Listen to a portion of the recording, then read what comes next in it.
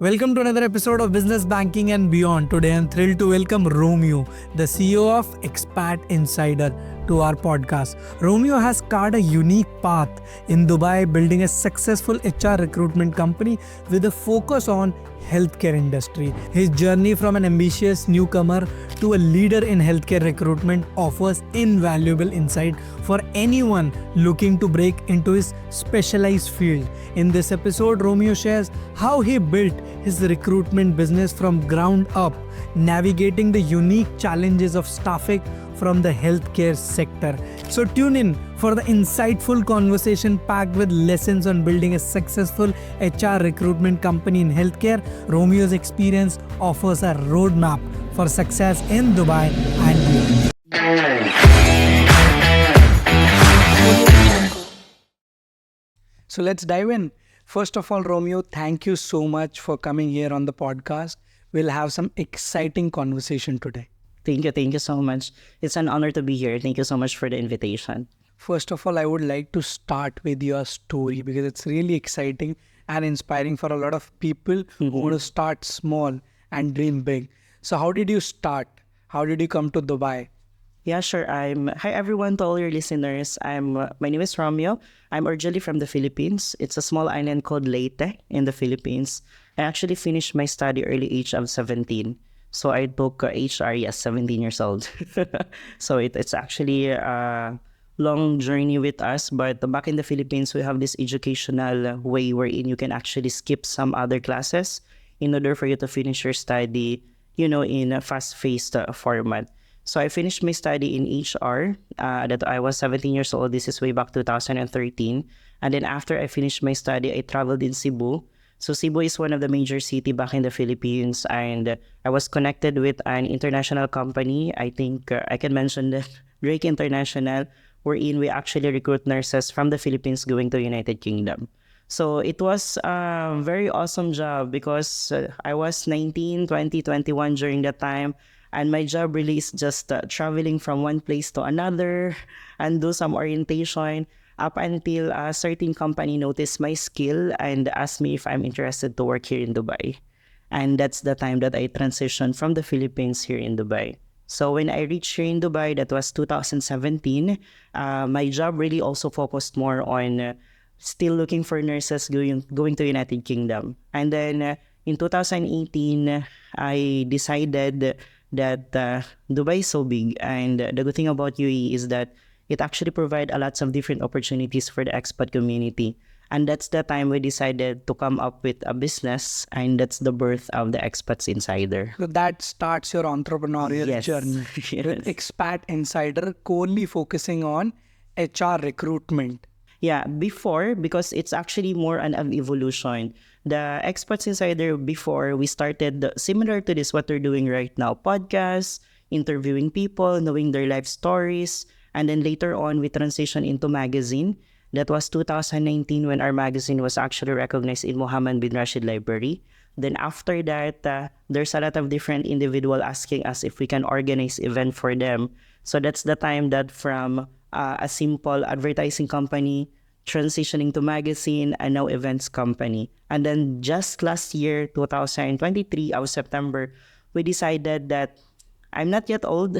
I'm just 30 years old, but there's a part of us that we want to provide our knowledge to the public.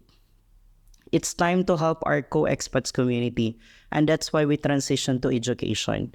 And that's the birth now of the Xpats Insider Training Institute. Now, it's more relatable to HR still because right now, the main focus of Xpats Insider is really to provide more job opportunities to our students right after they finish their program with us.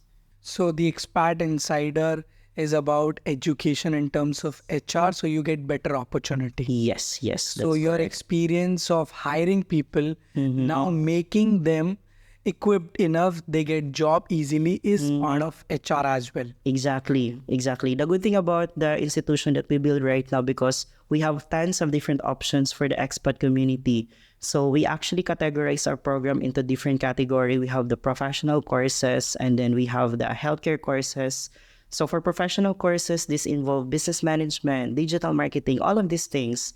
And then after they finish their program, This is our another advocacy wherein we're looking for other employers wherein we can actually help our students, land a job that they want that is actually fitted to the courses that they took in the institution.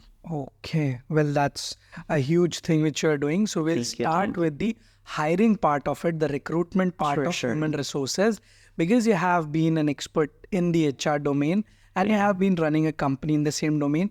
If somebody wants to start an HR company which is corely related to recruitment first, what are the challenges they will face and what can be the process level to navigate that? Yeah. If we're talking about HR, it's very broad and we're talking about different people and different individuals. So there's a lot of factors that we need to consider. So let's say, for example, now our business partner, actually, one business partner we have is actually in the United Kingdom. They're actually looking for, let's say, healthcare providers. If you talk about healthcare providers, there's a corresponding requirements and skills that we are actually needed. So there's a lot of different things and facilities that we need to put into on consideration if we're talking about, building an HR empire. So for example, for that situation, so we have to consider like the skill set, the experience, all of these things, communication skills, because we're talking about United Kingdom and we know we have to pass the IELTS examination. So all of these things. So for you to really involve yourself in any HR specialty or whatsoever, the first things that you have to understand is the needs of the clients, because at the end of the day, it's all about people. So for you to find the right people for them, you have to understand your product itself. But in this case, we're talking about services.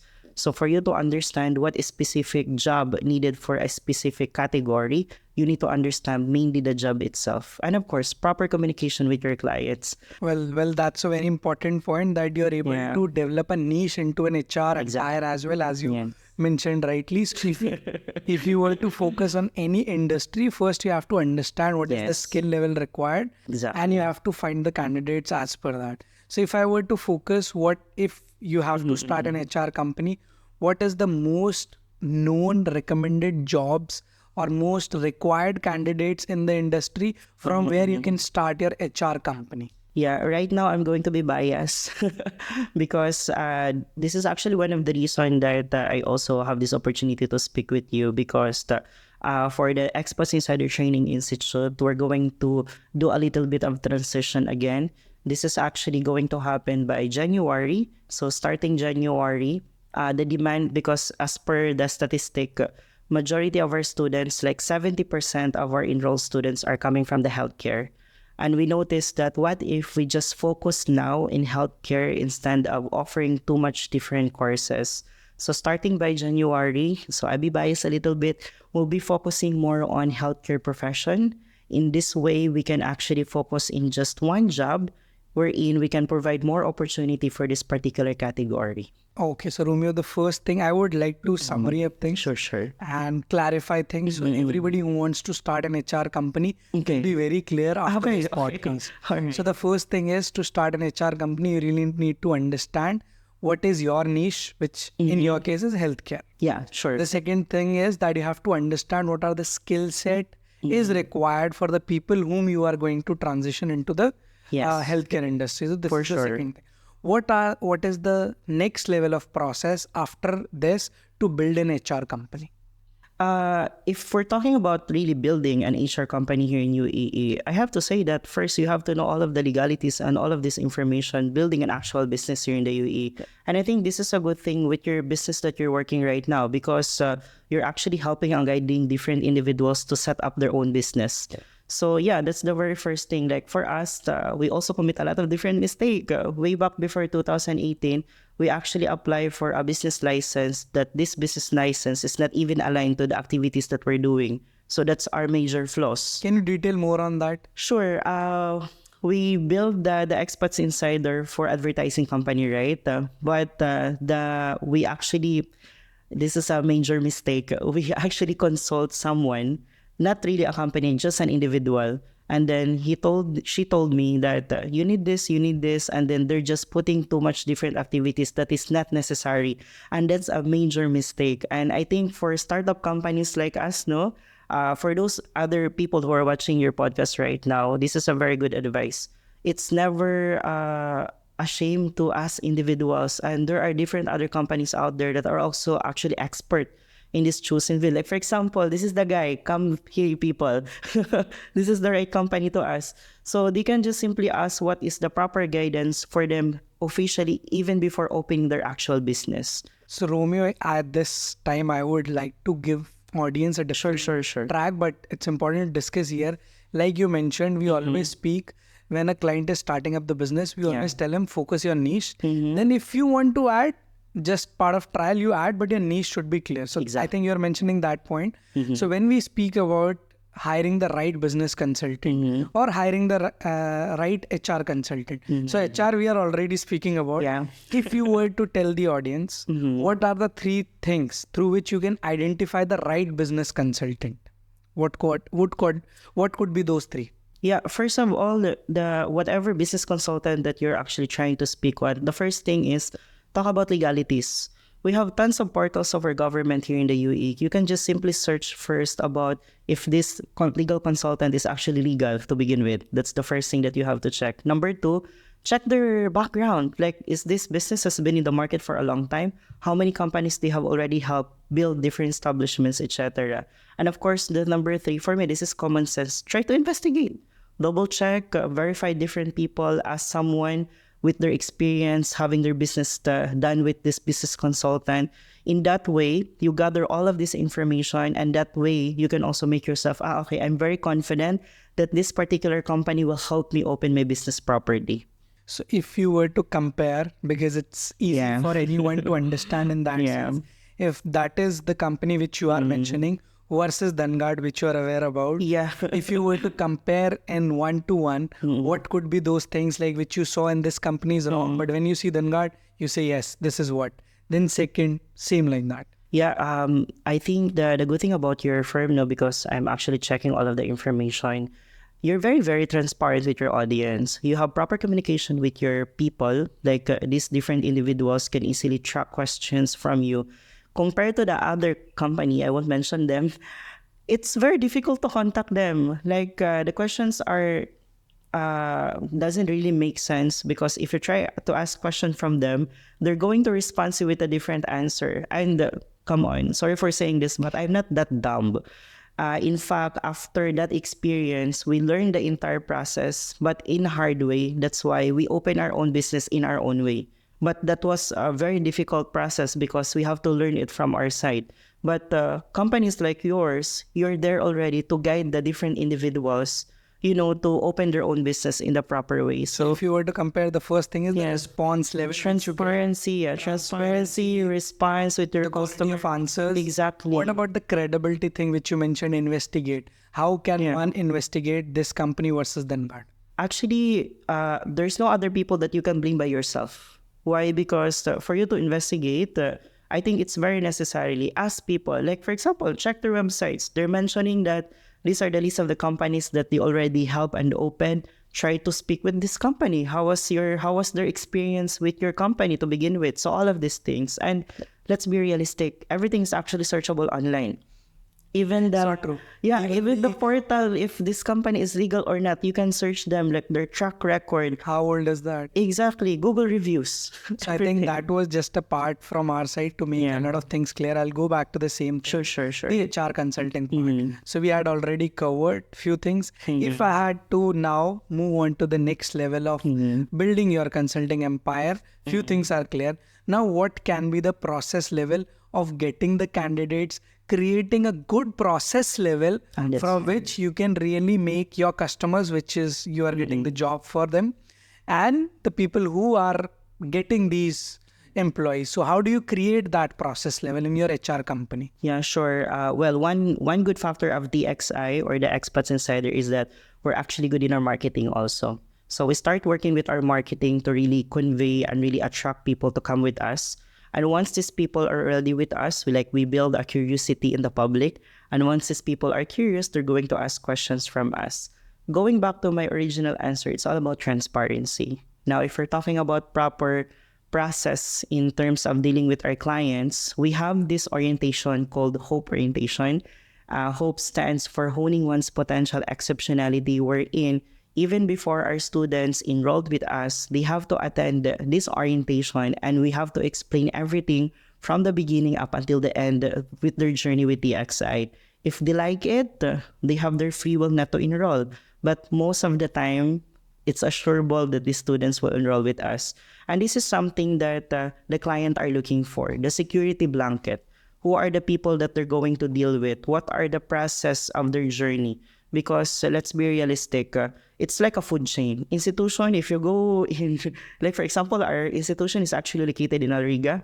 Alriga alone, there's like 7 to 9 different institutions. Like how can you convince these people to go for your school rather than going to other institution? And the big factor that the students really love about us is the transparency.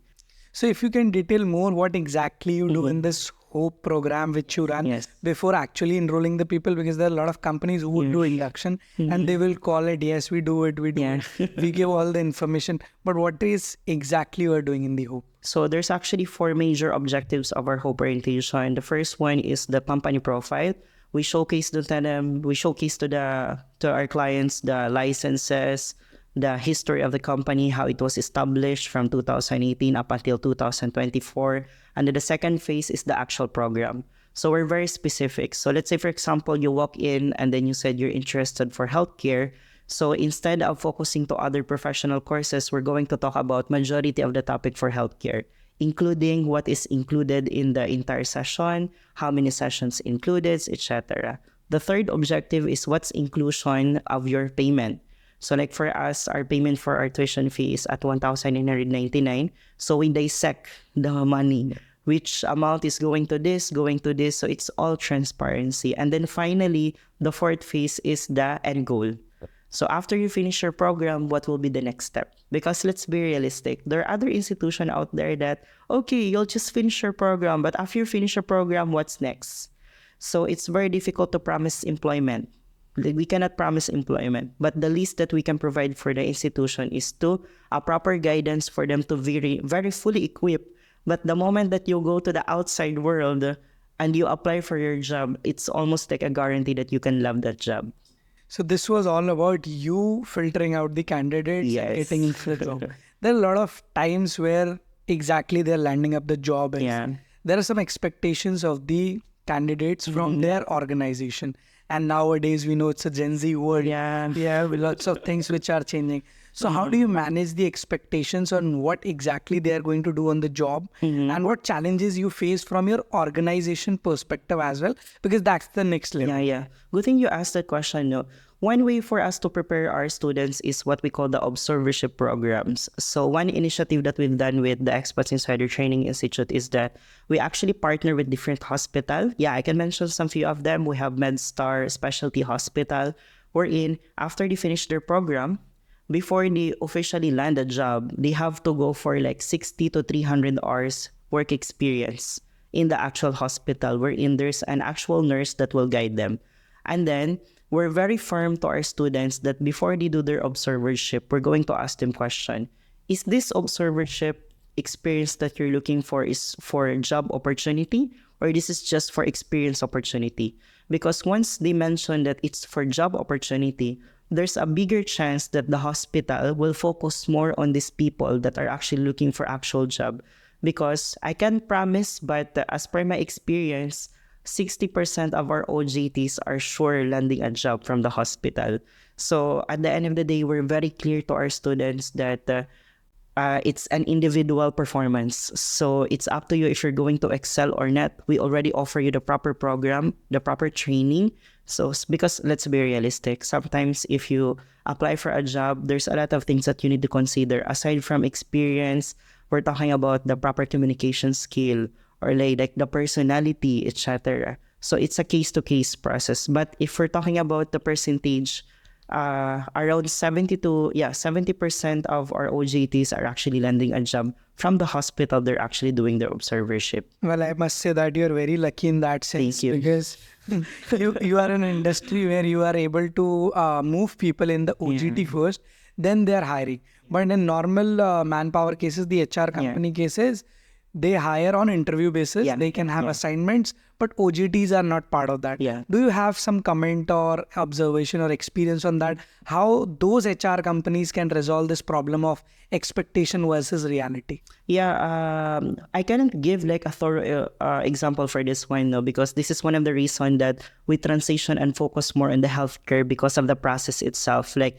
lesser risk, like proper timeline up until we actually deploy them to the actual hospital. How do you manage the employer, the candidate frustration in case of that rejection? Yeah, wow, that's a very good question, no? Because sometimes in this kind of business, we're talking about people, and I really train my people to be more empathy towards the situation. So, like, sometimes it's case to case also. There's some applicants that are brave enough and they totally accept that, okay, this is my failure. I did a mistake, so I have to do it again. But there's some employees, that they feel like they're so down, blah, blah, blah. That's why we extended some programs wherein we have some other consultants also on board, to the point that we have some psychologists that you can actually speak with if you're actually feeling all of these negative informations from your brain, knowing that we're in expats and we're not even living in our own country. So that's an additional, burden towards these different people. And let's be realistic, money is involved. So what if you paid for your placement fee, etc., and then all of the sudden you actually fail the actual application? That's why even the process for the Xpats Insider Training Institute, we somehow changed it, wherein we focus first on the training, and then once you pass the training, that's the only time that you will proceed with the interview. In that way, there will be no false promises. Because others, what they're doing is that they're promising the job at first and then they will do the training. What if they fail during the training? Get my point? So they will not proceed on the actual job experience. So at least minimalizing like the frustration sides of the applicants is going back to your operation from the very beginning. So if you have proper operation, like from our end, we start with the training, observership, and then landing an actual job, you can actually minimize the risk of frustrated frustrated clients. Well, thank you so much, Romeo, for putting that in a very light way. Now I'll move on to the numbers. Sure. Being a banker, I always like to discuss numbers. Wow. So when we speak about business, it's all about revenue of profitability. At the end of the day, we need to be customer satisfaction. Everything is there, but the numbers matter. Yeah, for sure. So what is the number or what is the market size for an HR company in healthcare in UAE? And what can be your expectations in terms of building that empire in terms of revenue and profitability? I can't mention the actual numbers, but it's actually very good numbers. The good thing about the program that we have established, because we have a fallback. For example, if we have some students who, go with the training, and then after they finish their training, they cannot, they did not pass the opportunity to go to other country because for whatsoever reasons, the fallback is still here in UAE. So we can still place them in other hospitals. Now, for this particular applicants who actually manage and pass going to other country, so that's another good opportunity for them. So if we're talking about banking and finances, the banking and finances with the UAE is quite different if we're talking about deploying them in the actual or in the different countries. So for sure, the transaction. This is about the candidate. Yes. If we were to speak about as an HR company, what can be my revenue? Means my own business revenue and the profitability expectations. The profitability really matters on also the number of candidate that you have deployed. That's why we really have to make it sure that majority of our candidates from the training program pass everything. Because at the end of the day, like even though I have 100 people in training, but only 2 of them qualified, I will only be paid from the 2 different individuals. So you have to make it sure that your program is solid so that if I aim for 100 people from the training, I can deploy at least 50% of them, and then that's where the profitability will come. So if you're able to make your process much stringent and your deployment rate is very high, what is the revenue size which somebody can build on a HR healthcare company in UAE? It's a lot. It's a lot. I'm not really on the point to disclose the actual digit, but we're talking of a lot. It also matters on what countries, because though I'm mentioning UK majority of the time, there will be time that we're going to tackle different other countries as well. Okay. Last question on the HR recruitment company part. You could have done this from Philippines itself. Why did you move to Dubai and did this from here? Yeah, that's a very good question. There's a lot of things that we need to consider. Number one, oh my God, my kababayan will hate me about this, but there's a tons of difficulty of processing if we're talking about our country. There's a lot of different governments that you need to pass on, permits, etc. That's very hassle. That's number one. Number two, there's actually a stipulation right now that some healthcare providers are freeze from the Philippines. Like if you're from the Philippines and you are a nurse or a healthcare provider, there's a 5-year ban right now that you cannot deploy them to other country to protect our nurses, because the number of nurses in the Philippines right now are getting low. And this is actually true facts. So here in UAE, we haven't heard any ban. We haven't heard anything like that. So it's a free country. So if you try to see the bigger perspective, why should I invest on my own country wherein there will be possibility that after you run your business for a decade, it will freeze for 5 years. So why not just stay put here in the UAE wherein people are coming and people are also leaving? You know, it's an in and out situation. And then the good thing about here in UAE, let's be realistic, deploying from UAE going to other countries much easier. Like for us in the Philippines, like if you deploy someone from the Philippines going to other country, there's a lot of things that you need to pass on, requirements, etc. Worst case scenario, even though you pay for your ticket airline, there's still a possibility that you will not be allowed to fly because of this, because of that. But here in UAE, so far, we don't have any issue. So the candidates can just simply fly. So as long as we have all the documents and proper process, we can deploy the potential candidate. So we can say in a simple nutshell, if you have the right consultant to set up your business, your ease of doing business is there. And plus to scale it, to move it, to do the business, actual business on ground is also much easier in Dubai, UAE. Yeah, we're just talking about Dubai, where there's still other Emirates that we can actually fish, knowing that if we're talking about the numbers, like now, if I'm not mistaken, majority of our nurses in the UAE are actually in Abu Dhabi. So if we're actually targeting more healthcare professional, we can actually tap on Abu Dhabi and get more candidates there. So yeah, before we come up and decide to where to focus more, it takes a lot of studies, it takes a lot of analytical information, because at the end of the day, before you foresee or create your own business, you have to check what will happen after 5 years, what will happen after 10 years, all of these things. So before you go, Romeo, I have a very, very, very important question for you. For sure. Because that comes from core of my heart and many entrepreneurs who are always watching us. What is the most difficult personal decision you have made as an entrepreneur? One personal decision that I have done as an entrepreneur probably would be trying to disconnect yourself to your other employees.